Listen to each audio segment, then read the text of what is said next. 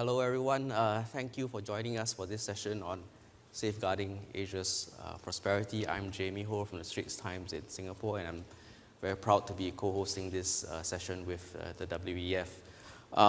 Let me just get straight to it in terms of the panelists that we have. Before that, though, for those of you who are going to be posting about this, don't forget your hashtags, hashtag AMNC23. So I'll start from that end of the panel. Neeraj Aggarwal, he's the regional chair for the Asia Pacific for Boston Consulting Group's business in India, China, Southeast Asia, and Australia. Liu Qian, she's the managing director for the Economist Group, overseeing Greater China, and she's a young global leader. We have Tom Lembong. He's director for Consilience at Consilience in Singapore and a former Minister of Trade, Indonesia, and still a young global leader. Still young. Old global leader. And we have Secretary Ivan John Uy from the Department of Information and Communications Technology in the Philippines, and Professor Geun, Professor of International Relations at the Graduate School of International Studies at Seoul National University in Korea. Let me get to the title of this session. And when I first saw the title, Safeguarding Asia's Prosperity, I thought it was a very good, very interesting framing. It underlines that Asia is still there, still prosperous, and what we're talking about here is how to safeguard it and how to keep it.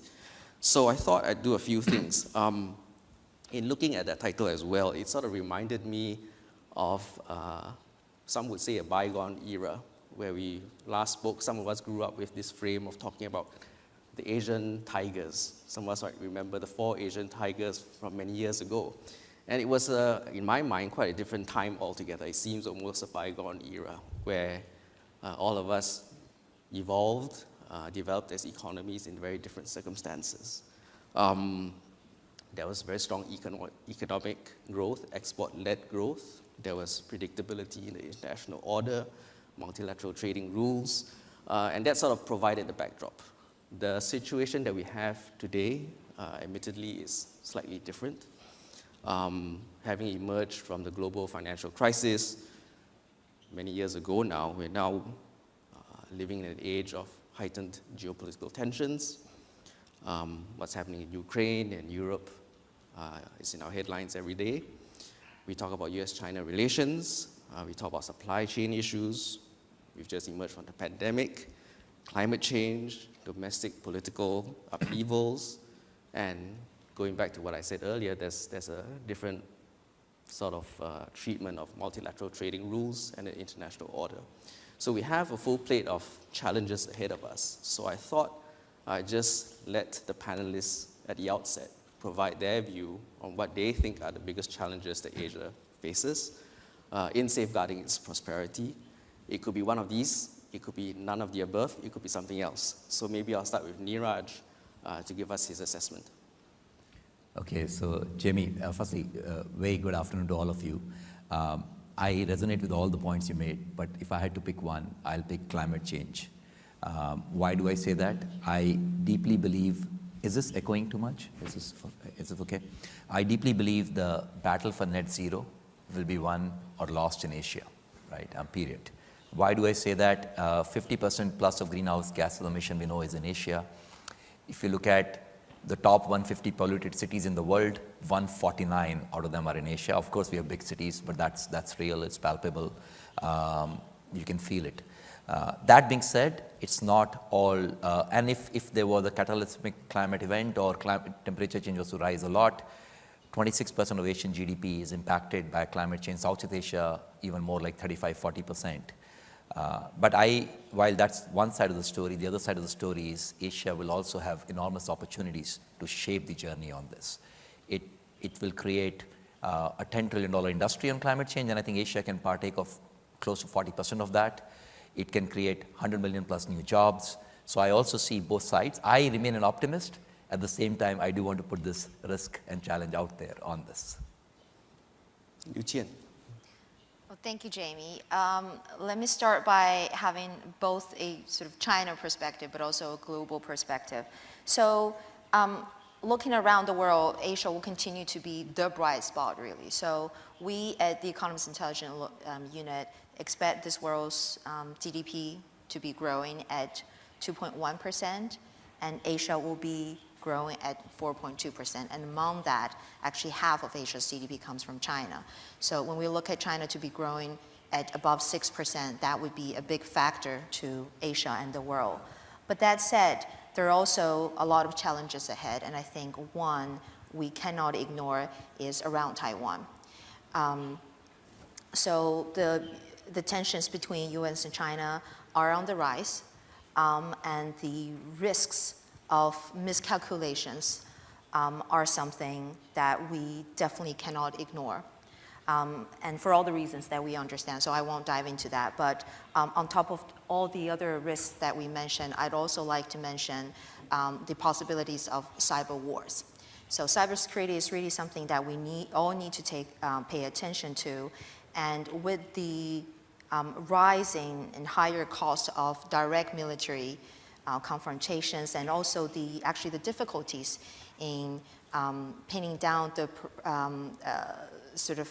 the origins of cyber wars.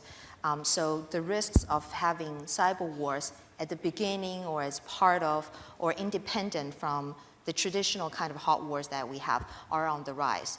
And the escalations for tic-tacs are also on the rise. So there will be higher likelihoods for, let's say, a shutdown of a national grid, or the sabotage of an undersea telecommunications or cables and all of that. So I think these are also very important factors that we need to take into considerations.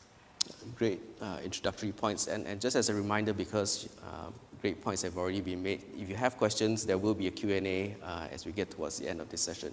Tom. Thank you, Jamie. I would like to start my remarks by focusing on geopolitics and politics. Yeah.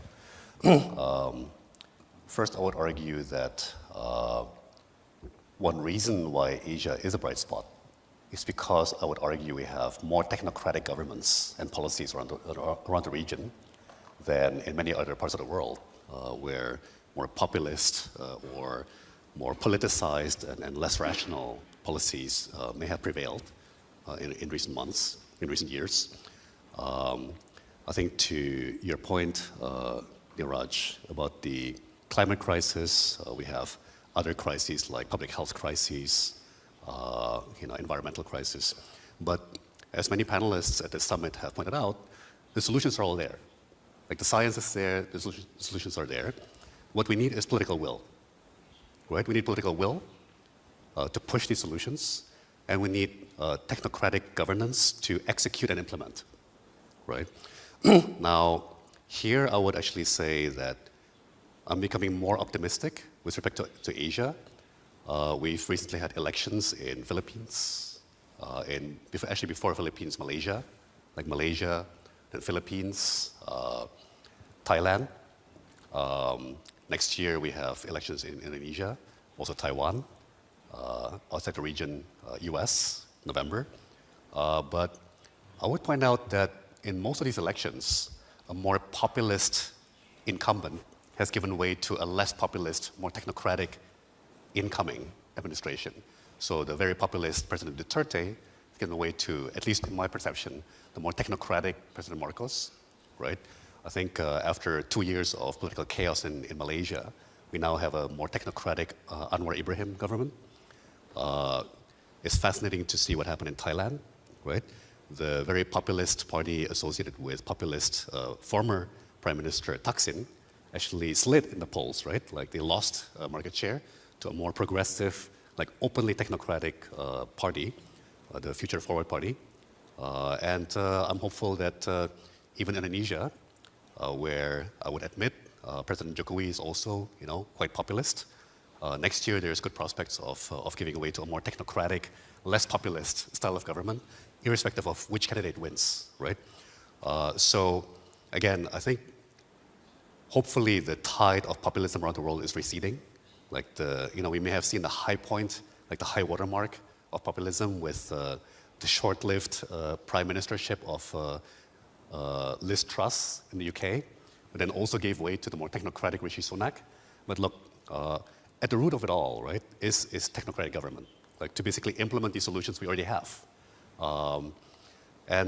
Lastly, for now, I would say geopolitics is necessarily also rooted in local politics, right? Domestic politics drives a lot of the actions on the foreign relations front, whether that's the US, whether that's Indonesia, UK, arguably also China, right?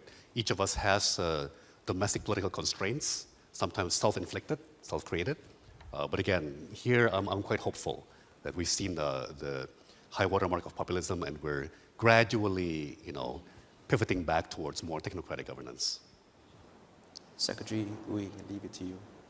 Well, I'm speaking from the perspective of being head of the department on information communications technology. So my perspective is digitalization and transformation on the digital arena is progressing at a scale and at a speed that is unprecedented in world history.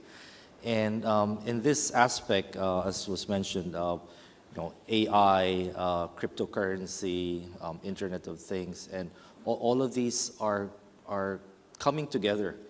And these, during my conversations with my fellow ministers on IT, we're all discussing standards of data interoperability, of sharing information, since a lot of our digital platforms have no boundaries. So they cross over all the different countries, different hemispheres, and the need for integration, the need for being able to transfer data and be able to share that across the boundaries becoming more and more important. Now, in contrast, the physical world is going the other way. It's not for integration. It's for, it would seem that in the geopolitical sphere, it's divisiveness, more protectionism, more isolation. So that interplay between how technology is progressing, bringing together people, versus the geopolitical scene where you see a physical distancing, I think will be an interesting area to look into. But comparatively, between Asia today and let's say Europe, or what's happening in Europe, a lot of people are looking at certain analogous situation where potentially Asia could mimic what's happening in Europe.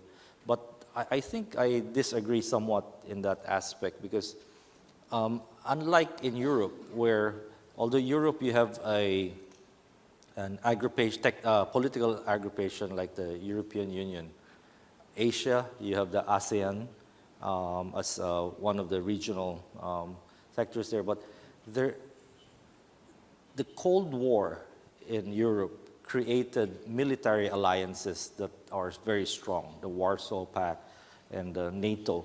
And that military alliance is, in terms of being able to influence how Europe evolved, is very different. In Asia, there are no military alliances of that nature.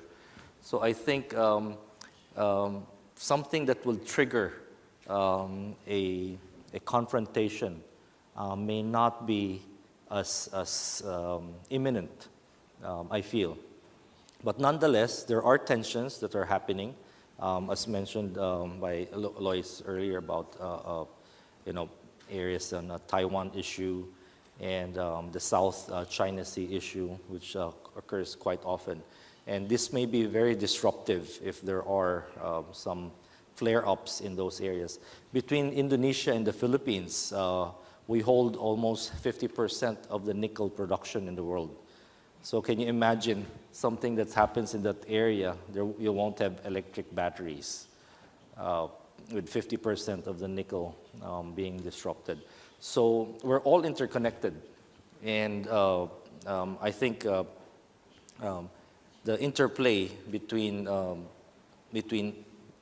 the geopolitics as well as the developments in the digital sphere will somehow work its way through in one way or another. So I think those are the things that we need to look into. You raised some very interesting points, and I'll try to get to some of the things that you spoke about.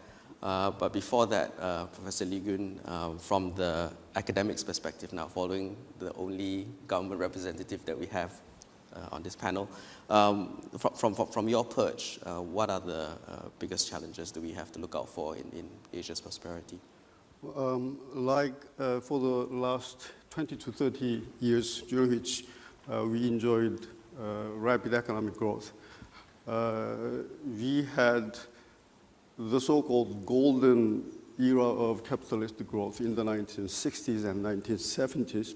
And there were two events that ended the golden era of capitalism. And those two events were the first oil shock and the second oil shock, 1973 and 1979. And the cause of those two events or crises were the supply shocks. The critical materials in those days, the oil, was weaponized by some of the oil exporting countries in the Middle East. And that ended the golden era of capitalism in the 1970s, which started from the 1960s.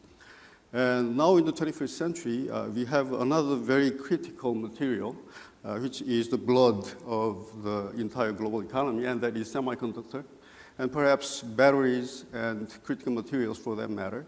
And if there is going to be a supply shock in those three critical materials, that would again end the golden era of 21st century capitalist growth. And we have seen a few incidents where some countries tried to weaponize the supply of certain critical materials or try to take advantage of their market positions. And one of those incidents was, unfortunately, if there is a misunderstanding about this, please correct me. One was China-Japan crisis, and the second was China-Australia crisis, when Australia, the Australian government said we need more investigation in the COVID-19 causes in China. There was an economic sanction by China. And the third was China-Korea relations, when China imposed sanctions on entertainment industries in Korea and also the tourist visits to Korea. So those are some of the potential areas we might see the weaponization of the market position by certain countries. And I do think that some of the liberal Western countries are concerned that a few countries might weaponize the supply of semiconductors, batteries, and critical materials. And that is one of the reasons why we are decoupling. And if there is a misunderstanding, this is a kind of security dilemma between China and the USA. And if there is a misunderstanding escalating, then perhaps there is going to be a decoupling of the entire market and recoupling of the entire market, and they create uncertainty. And I think that is going to be a very, very dangerous uncertainty for the entire economy. Okay, I'm glad you raised that because it's a good segue into what I think is probably one of the bigger topics that we need to discuss now.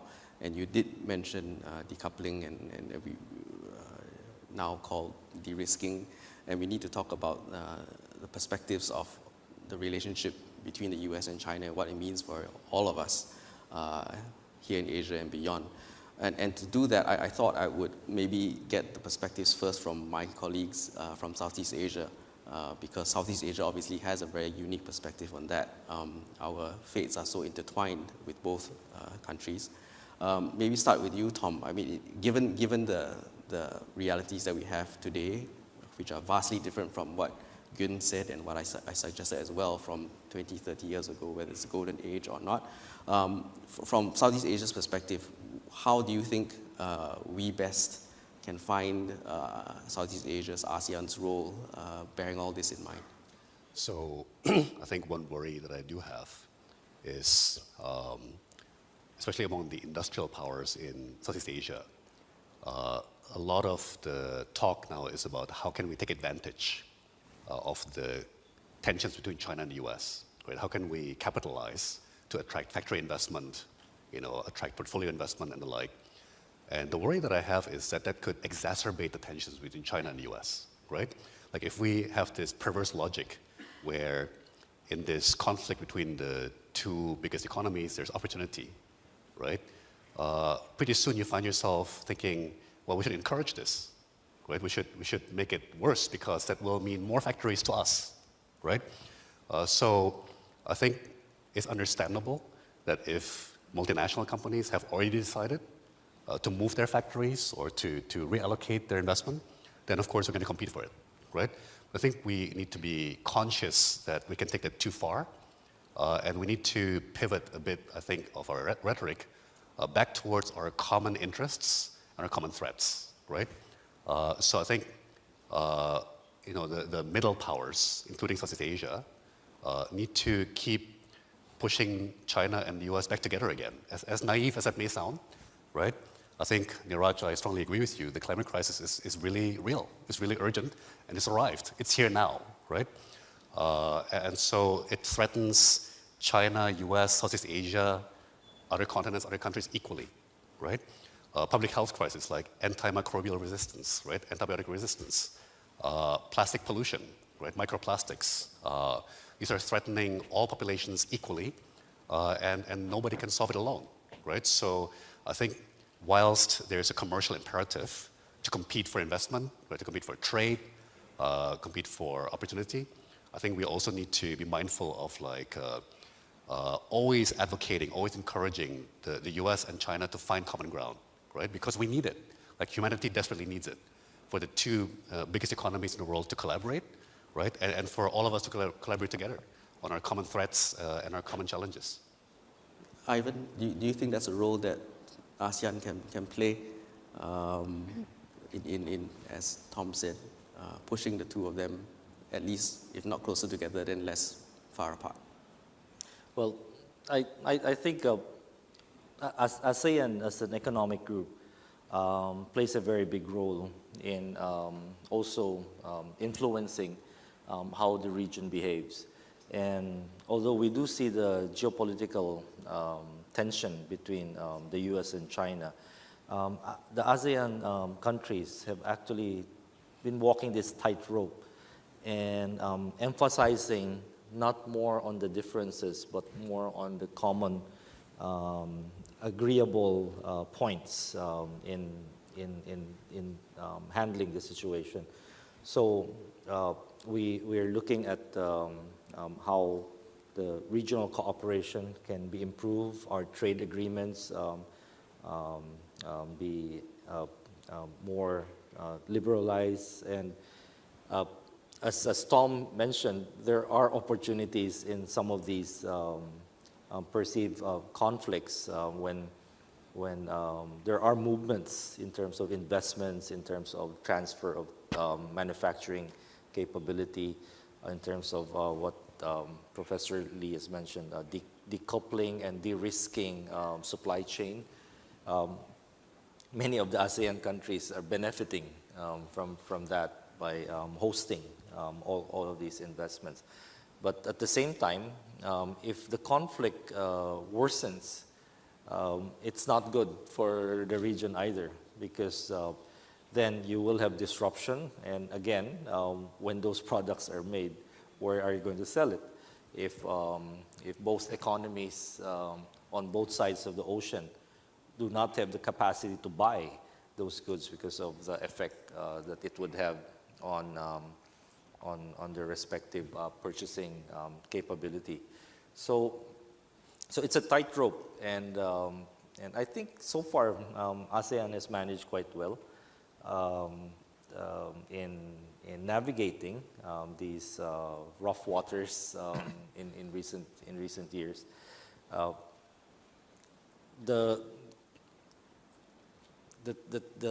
the technology side, there are legislation that's coming out on different areas that also probably could have a negative influence on all of this. And one of the clear areas would be the CHIPS Act in the United States, which mandates really certain restrictions on how these critical and emerging technologies can move out of the manufacturing and into other jurisdictions or other countries.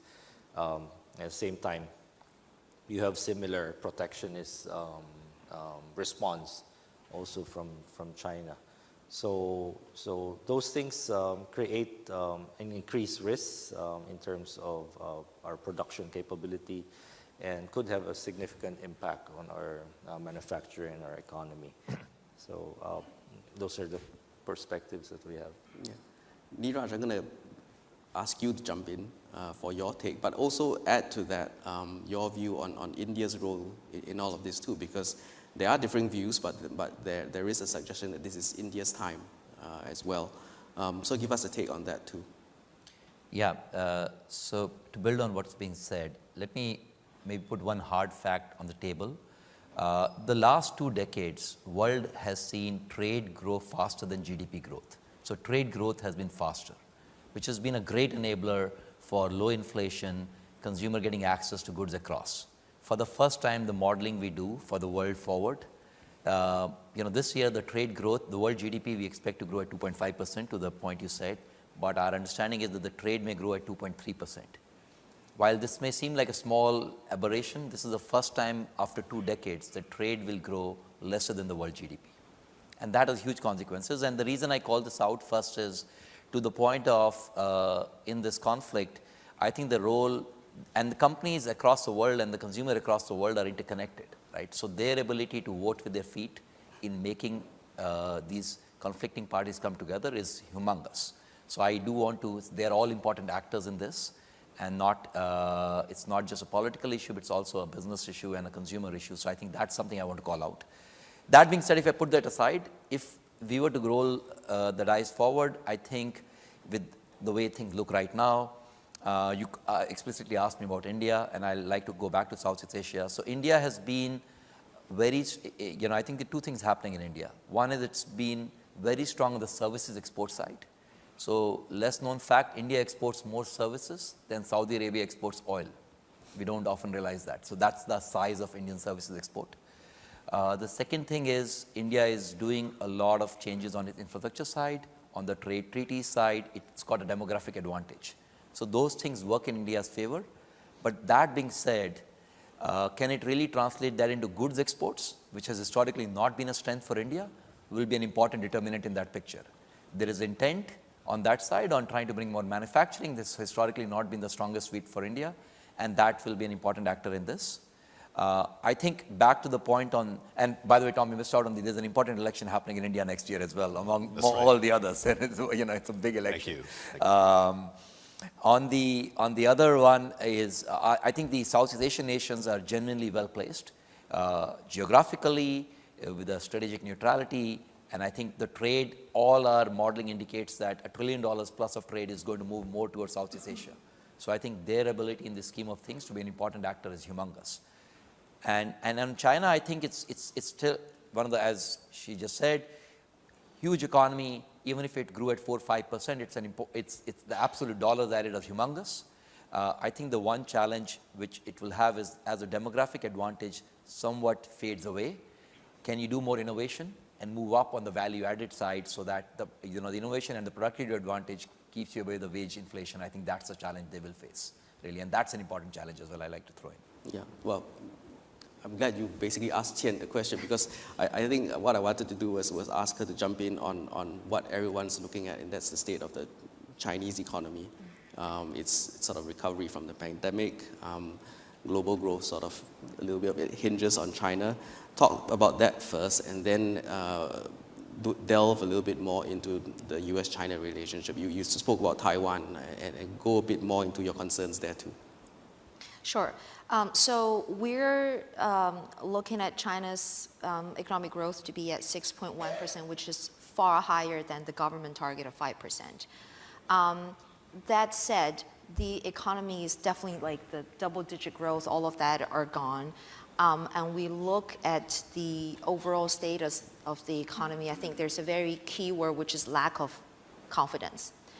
It was really good to see Prime Minister Liu Qian this morning giving us a very solid, down-to-earth and a strong commitment to opening up and to economic reforms. So that really helps.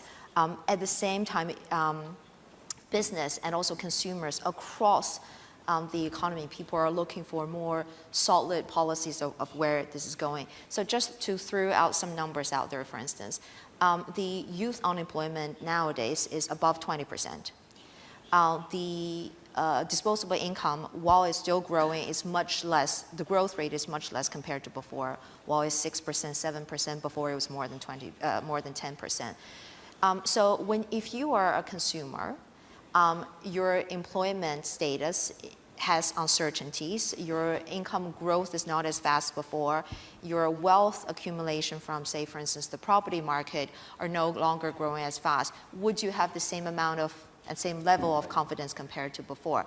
That is a no. And when you look at the manufacturing and property market, and actually to Chinese government's credits, they have all the reasons and temptations to really hike up and heat up the property market again. And yet they're not doing it because they know the importance of a longer term sustainable economic growth.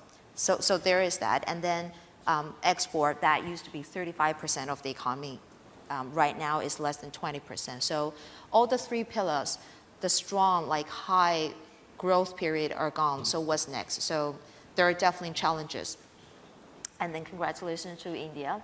And now it's the most populous country in the world instead of China now. So there are all those problems. So there are areas for growth, as I mentioned, but also challenges ahead. So we certainly would love to welcome more solid policies from the government. And in relation to the second question you asked about US-China, so I lived in DC for 3 months last year. And the situation there on China are even worse than I thought.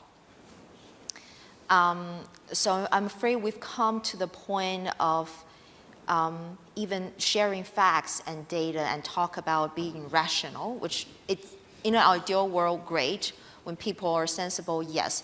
But unfortunately, the world is in a negative sentiment where somehow we may just have to go through a phase of letting out the frustrations, the angers, and all the negative sentiments. So the situation would be worse before it gets better again. And when I talk to, the China policymakers, the think tankers, the American business that are very close to China, I have that experience. And one thing that worries me is that at least last year, their knowledge about China, even among China experts, a lot of that are just purely wrong. And that worries me because they are supposed to be the world leaders of China hand. And if they get wrong, so that level of misunderstanding, that level of mistrust between the two countries, that will affect everyone in the room. So while some countries, for instance, Singapore, are in a way benefiting from sort of facilitating both sides, I'm afraid more countries will be stuck in between. US would put more pressure on like-minded government for them to choose side, and China would want to win more friends at the same time. So I'm afraid it will get worse before it gets better again. But at the same time, I was traveling a lot in the Middle East, and actually last week in Southeast Asia, in Malaysia, in Singapore, I talked to business on the ground. They also have quite an upbeat sentiment at the same time. While worried, they're also really actively trying to find ways to make money. They're like, I don't care about the rest. I'm just here to find ways to make money. Or in a way, peace and prosperity is what really we're all for. So I hope as businesses, as bridge builders, as the third nation, the Economist, we wrote about countries of non-alignments.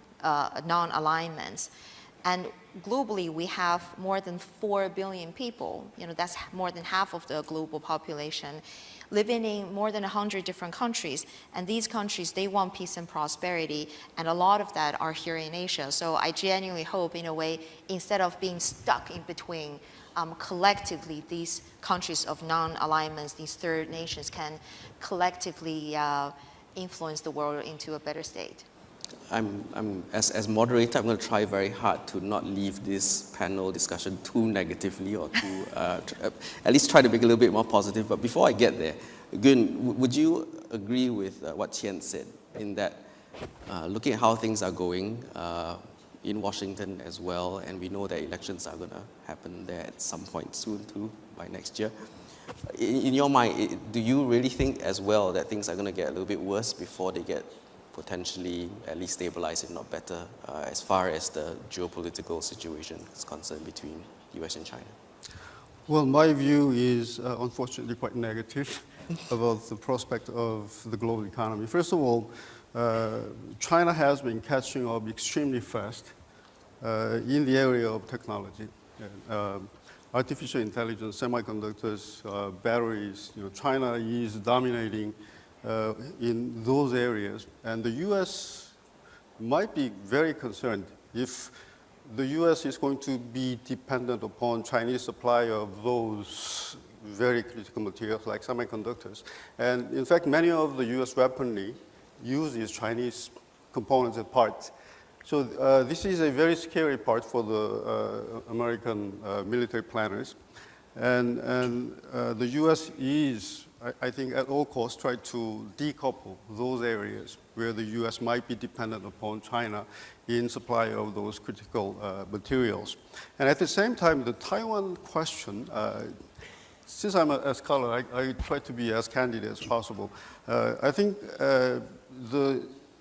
Taiwan and China can peacefully coexist together through the market integration. And if there is to be a military conflict, hypothetically, that is going to open the hell gate. It is going to destabilize not only the Chinese and Taiwanese market, the North Korea might be tempted to move with their nuclear weapons. And then that would affect the supply chain of South Korean semiconductors and some of the important commodities, not only the TSMC in Taiwan.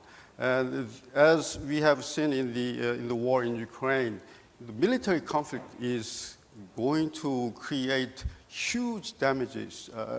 I mean, the lives are sacrificed and the supply chain is being disrupted.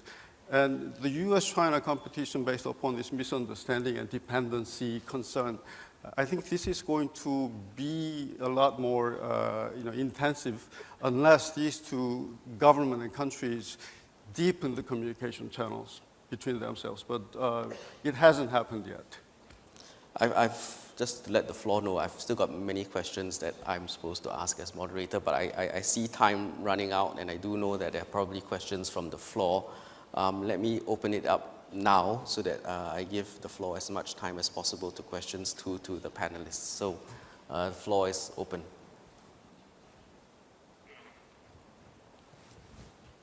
Here, can the mic go to this lady in the middle? Thank you so much for sharing. I have one question for Secretary Ivan. Hello, this is Kathy from Southern Metropolis Daily, and I would like to ask you, since this year, Philippines and China have signed a memorandum on digital and information and communications technology cooperation. I would like to know, how can we promote the digital economic between these two countries, and how this cooperation can safeguard Asia's prosperity? Thank you.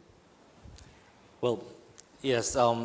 Based on our signing of the memorandum, the digital cooperation comes in many forms, and significant to that would be on the increase of trading on digital platforms, on e-commerce.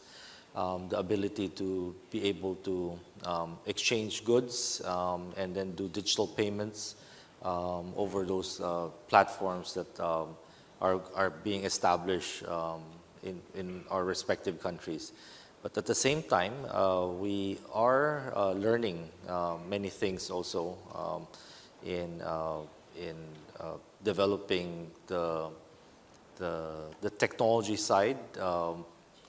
On artificial intelligence, on cryptocurrency, and in logistics, as well as sharing of information on how to deal with climate change, digitalization of agriculture, and how biotechnology and many of the other researches that are happening to increase productivity and resiliency from climate change. The Philippines, a lot of storms go over the Philippines on a yearly basis, and the predictive capability of our weather forecasting should be significantly improved. So access to satellite imagery, to analytics, and computing capacity in order to handle some of those. In the past, from a storm that is category 1 to category 5 could take 5 days or even a week. Today, we have seen storms move from 1 to 5 within 24 hours. So we do not have enough time to warn the population of the immense impact of that. So these are the things that we are looking for cooperation, because we are situated in the same area, but we do have the technology, we do have the information from the satellites and from the sensors on the ground that can help us deal with this. Thank you, Ivan. Could I have next question over there? In the middle row there. Oh, sorry, I'll get to you after that. Yeah, this is Jessica from ADP. My question is to Qian. So because you mentioned the consumption or consumer confidence is really low, right? So with the stimulus program going to be rolled out, do you think this will help to regain the confidence level? If that's going to happen, when do you expect? It's going to be second half year or next year? Sorry, consumer confidence and then something else? Yeah, the stimulus program. Yes. Okay. So we've seen some stimulus program, but more are needed. So as I was explaining, while we want to see there is a larger share and a stronger drive from the private consumption part, people don't have enough confidence for that. So imagine you're one of those consumers, each one of us, we're a consumer. So your average income growth rate are lower than before. Your likelihood of getting unemployed is on the rise. Before, even when you do nothing, your wealth coming from the property market are just on the rise, more than 10% or so a year. You feel a lot of confidence to spend. And so according to the Chinese Academy of Social Science, for instance, 88% of Chinese households own some sort of a house. So that basically everyone have that confidence, sort of you have the stock of wealth to go to. And then you see everything on the rosy side. But now everything changes. The property market no longer rising up. Your own income are at some sort of risk.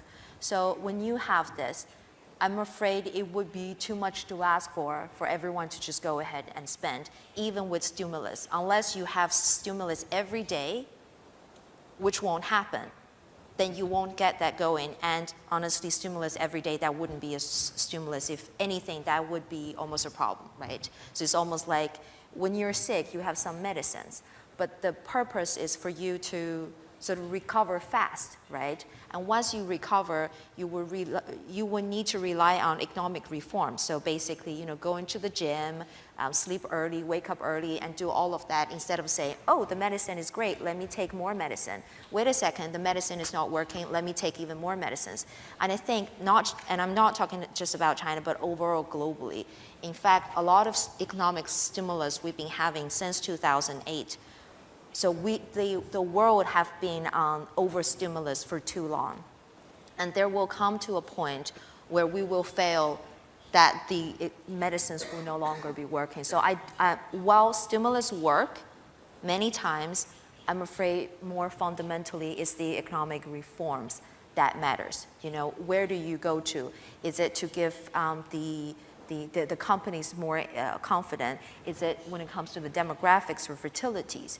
What about tax reforms and all of that? Fundamentally, I would rely more on the economic reforms rather than stimulus. Thank you. Thanks, Qian.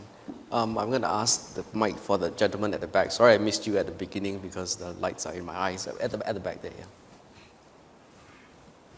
Distinguished panel, thank you very much for your very candid views. I have a two-point question. First, on the current geopolitics situation that we've discussed a bit, where are the disconnects rooted? Because for the last 25, 30 years, there was a lot of collaboration happening in the economy number 1 and economy number 2. And both were kind of riding on each other. And where is this current set of difference in approach is rooted from, and where do you see it? Whether it is on technology side of it or whether it's on the currency side of it, if you could share your views. The second point and question is on, what are the best case scenarios, in case of this conflict, not to go the way where everybody is thinking it may, and what needs to be done to go in that direction? Okay. Thank you. As moderator, I will assign the responses. Geun, maybe you take the first part of the question. Could you summarize the first question? I think the first question is basically where did it all originate from? Yes. What is the crux that has landed us in this situation today as far as the geopolitical situation is concerned between the US and China specifically, I presume? What's the crux of it in terms of where it came from? That's the first part. And the second part is a slightly more optimistic question, which I'm going to make Neeraj think about while Geun answers the first part. The first? Yes. I think there is misunderstanding between the US and China in the area of the usage of some of the vocabularies. The Chinese government has been saying the multipolarity of the international order, and the Westerners, or perhaps the American government or the think tanks there, might interpret multipolarity as desegmentation of the international market. And secondly, the technology side of it, the China, as I said, has been catching on extremely fast. And in the previous 10 to 15 years, China has been using its market position to impose influence upon other countries by cutting some of its economic relations.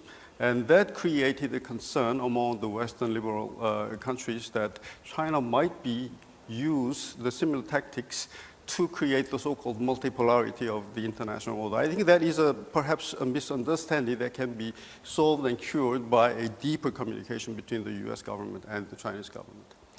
Neeraj, so the difficult question for you then is what's the best case scenario? Geun may have given you a hint, but paint a credible picture for us for the short term. Look, I think one of the things we tell all the CEOs is to do scenario planning in the world we live today, because the world is so uncertain, and the momentum scenario is not the best case scenario right now, which we talked about at the panel.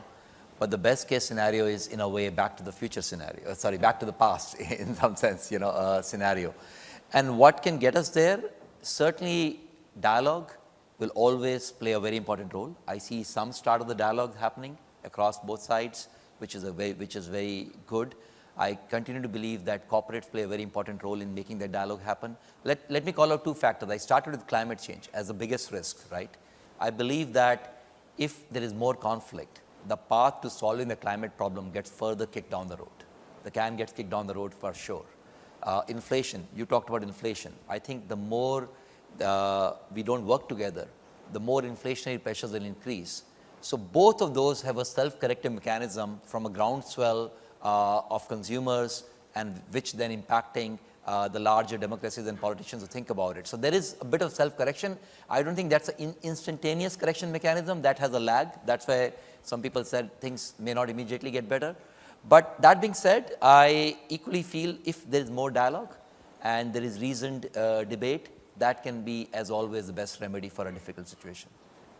I'm glad you raised climate change at the beginning and now again, because as you said, I think that there is potential, as we've seen, that when necessary, the US and China have found it productive and useful to work together for something like climate change. If I can just jump in on Yeah, Neeraj's comment briefly. I just wanted to mention a really important principle in politics, which is that facts don't change people, relationships do, right? So to your point about dialogue, right? You can argue till you're blue in the face based on facts, numbers, but ultimately it's face-to-face, people-to-people, like individual to individual. I think re-engagement, right? Actually at the Young Global Leaders program yesterday, one of our YGLs made a very good observation.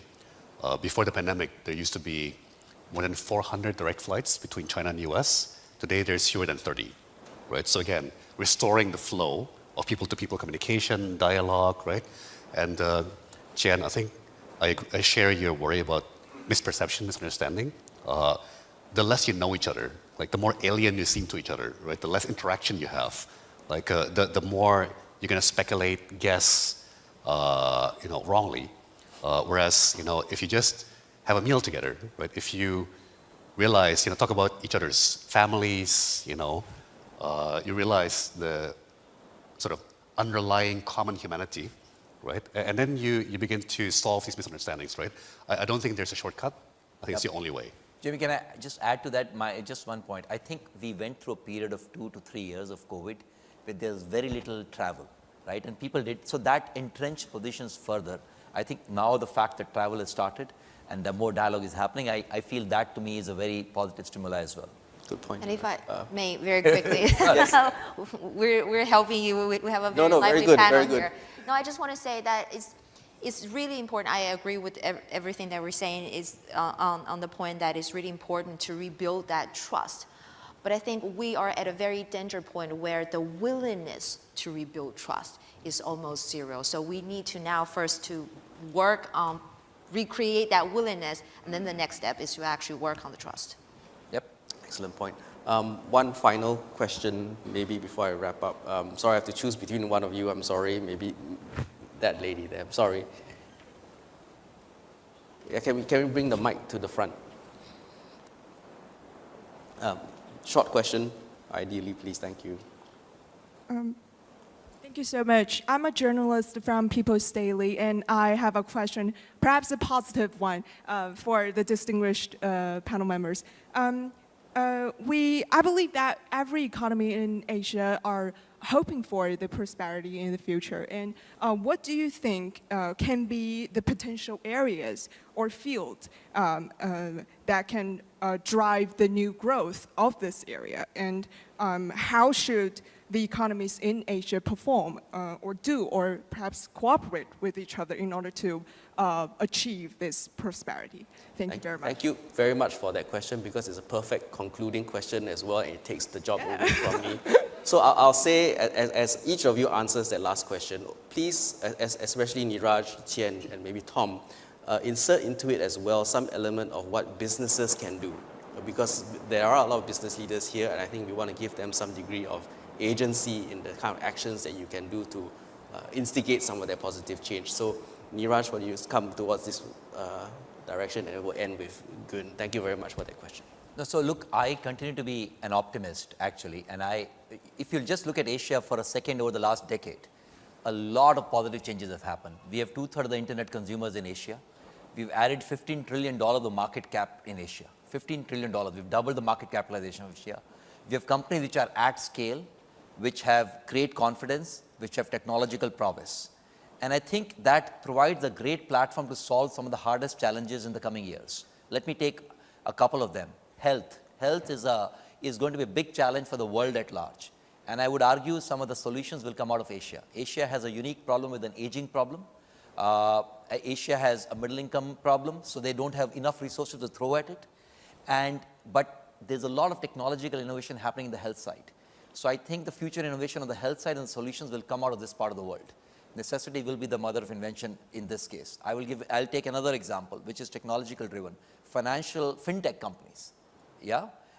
You see far higher growth in financial technology, fintech companies in Asia than in other parts of the world. The regulation is more progressive, which is not, I cannot say for other parts of the world as much.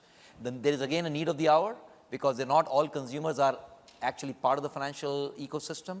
So that is driving more and more innovation in this space. So that's a positive. I talked about climate change. I said it in the beginning, the battle for net zero will be won or lost in Asia.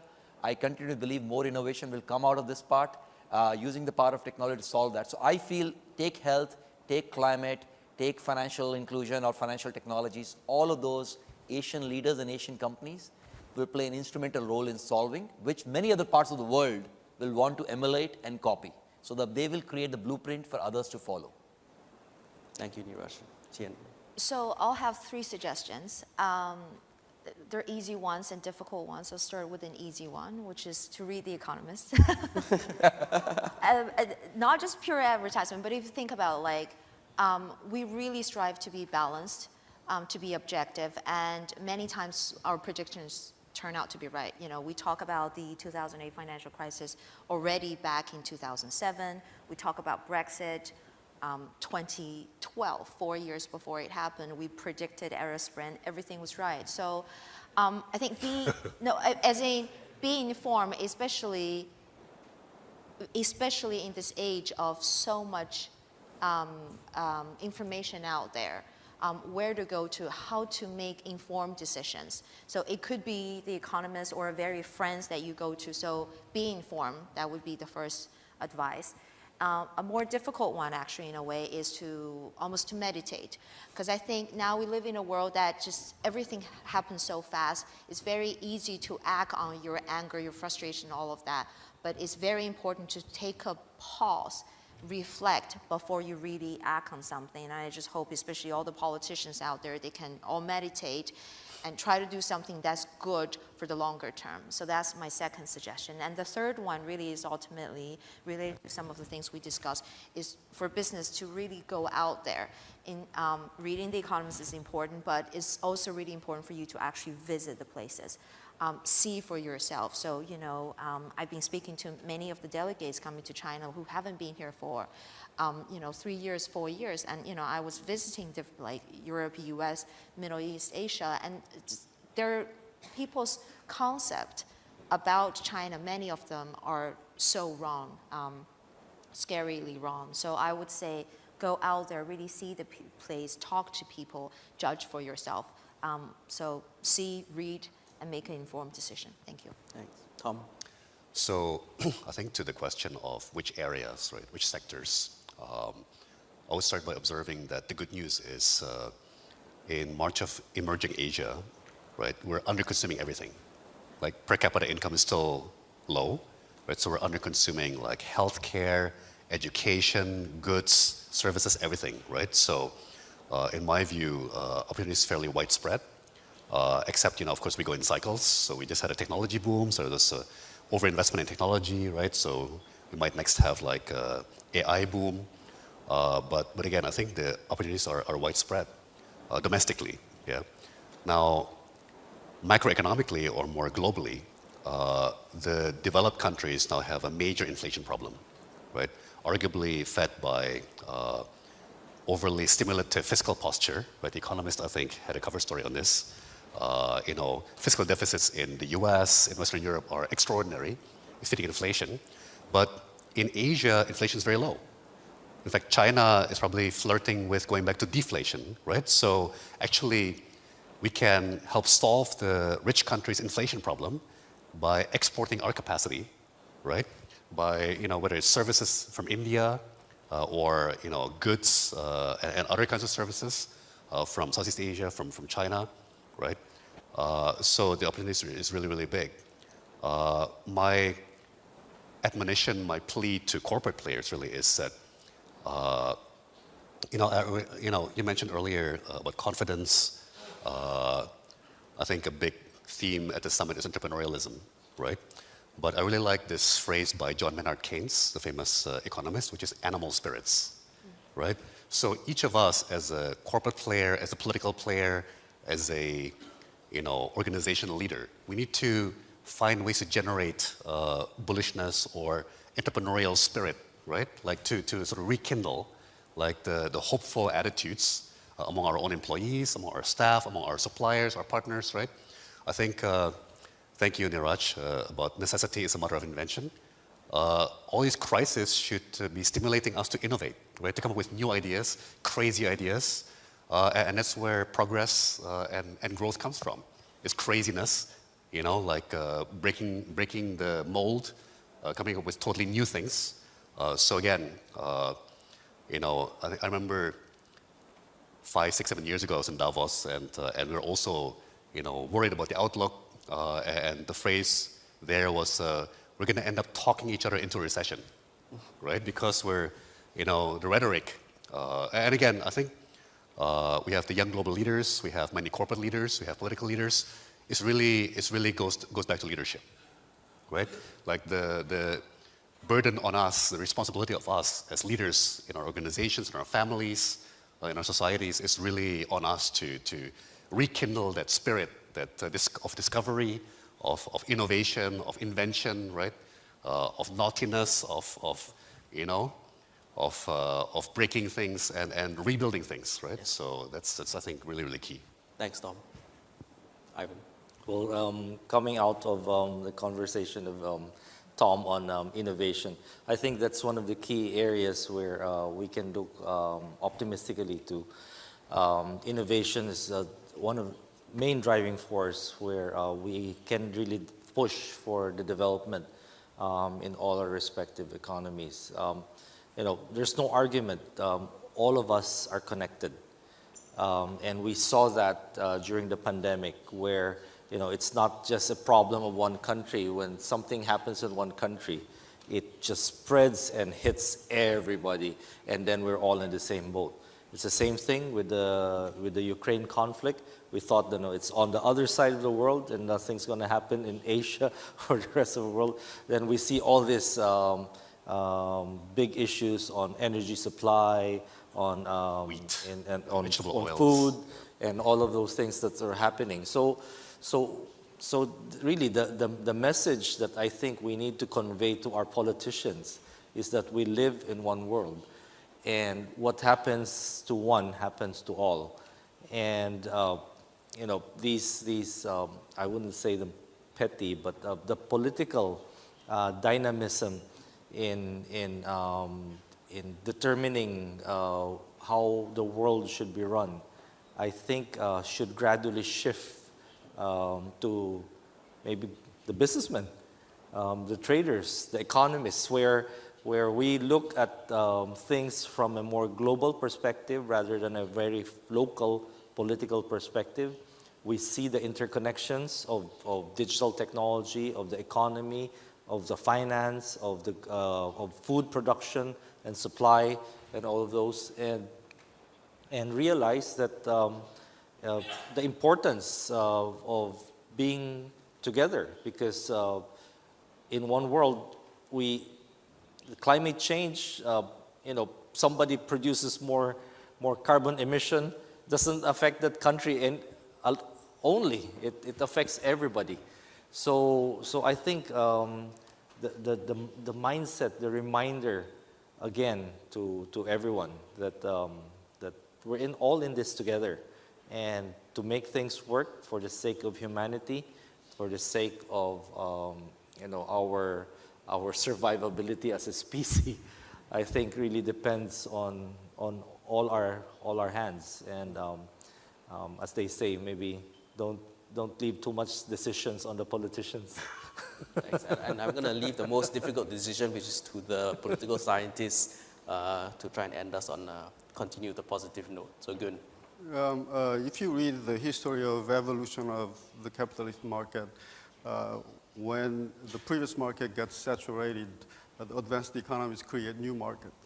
The financial industry, IT, knowledge industry, content industry, those are the creation of new markets. And I do see bright hope in two industries. One is green industry, because of the climate change, which includes electrification of a lot of things.